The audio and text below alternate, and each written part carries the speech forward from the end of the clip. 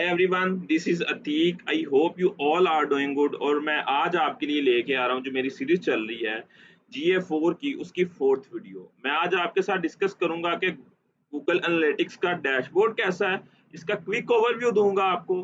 तो चलते हैं हम अपनी स्क्रीन की तरफ। गूगल एनालिटिक्स 4 में ये जो आपको डैशबोर्ड नजर आ रहा है, ये होम पेज का है, होम का बेसिकली। तो इसमें गूगल शो कर रहा है कि यूजर आए, उनका काउंट क्या है, टोटल यूजर्स का, उनमें से न्यू कितने हैं और उन्होंने कितने कितने इवेंट ट्रिगर किए और उनका एवरेज जो एंगेजमेंट टाइम है वो कितना है। उसके बाद गूगल हमें दिखा रहा है कि यूजर किस किस रीजन से आपके पास आ रहे हैं। देन अगर हम इसको एक्सप्लोर करते हैं नेक्स्ट, तो गूगल हमारी पास हिस्ट्री से डाटा फैच करके मैं बता रहा है कि हमने किन किन रिपोर्ट्स को एक्सेस किया। ठीक है। उसके बाद गूगल कुछ सजेशंस दे रहा है कि सपोज ये यूजर की हिस्ट्री बता रहा है कि यूजर आपके पास कहाँ कहाँ से आया। ठीक है। और मतलब उसने कौन कौन से इवेंट्स परफॉर्म किए, कि वो किस कंट्री से आया, उसके बाद वो किस किस प्लेटफॉर्म से आया, उसके बाद उसने कौन कौन से पेजेस विजिट किए, उसके बाद वो किन प्लेटफॉर्म से आए, न्यू यूजर्स की बात हो रही है यहाँ पे, और उसने कौन कौन सी एक्टिविटी की। ठीक है। तो ये ओवरऑल हमारे पास एक डैशबोर्ड है होम होम का, जो मल्टीपल टैब से डाटा फैच करके ला रहा है और हमें दिखा रहा है कि हमारा यूजर यहाँ पे ये एक्टिविटी परफॉर्म कर रहा है। अब हम अब चलते हैं नेक्स्ट टैब की तरफ, जो कि रिपोर्ट्स का सेक्शन है। रिपोर्ट के सेक्शन में क्या है कि पहले हमें GA3 जो गूगल एनालिटिक्स 3 था, उसमें सारी रिपोर्ट्स बनी बनाई मिलती थी। अब हमें लिमिटेड रिपोर्ट्स मिलती हैं, बाकी हम खुद भी बना सकते हैं अपने खुद से। तो हम वो अपने GA4 के एडमिन पैनल में ऐड कर सकते हैं खुद।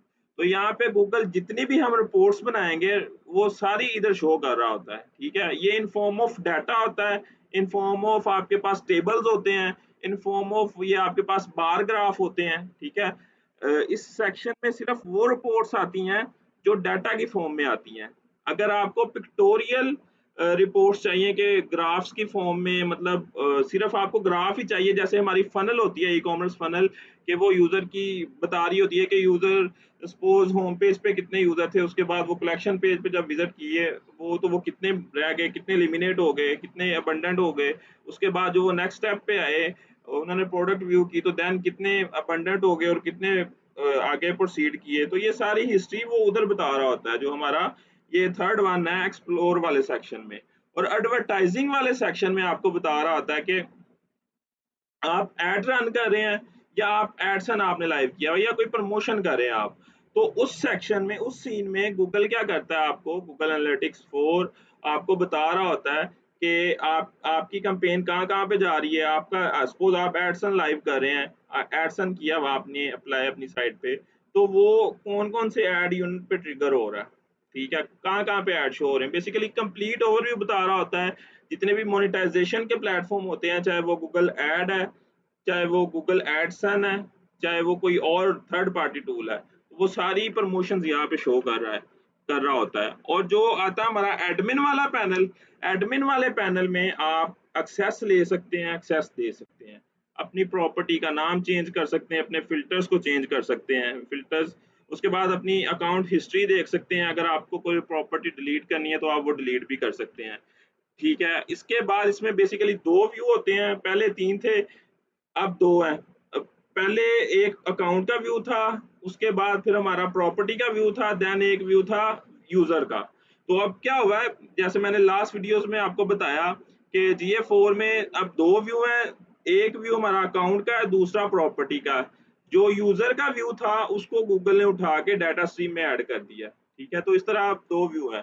तो उसके अलावा आप एडमिन वाले सेक्शन से आप डाटा स्ट्रीम असेस कर सकते हैं, जितने भी यूजर ने इवेंट किए वो इवेंट ट्रैक कर सकते हैं।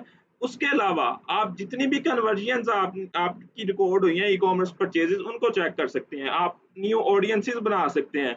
आप इसमें जाके कस्टम डेफिनेशंस डिफाइन कर सकते हैं, डाटा किस तरह कोलैक्ट करना है वो भी बता सकते हैं, एट्रीब्यूशन मॉडल डिफाइन कर सकते हैं। आप सपोज आप लाइव डिबगिंग कर रहे हैं तो आप वहाँ वो भी चेक कर सकते हैं।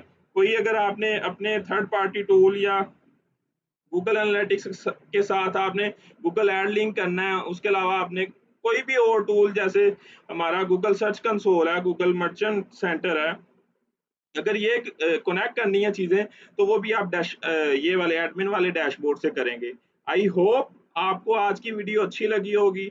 मेरे चैनल को सब्सक्राइब और वीडियो को लाइक और शेयर करते जाएँ। अल्लाह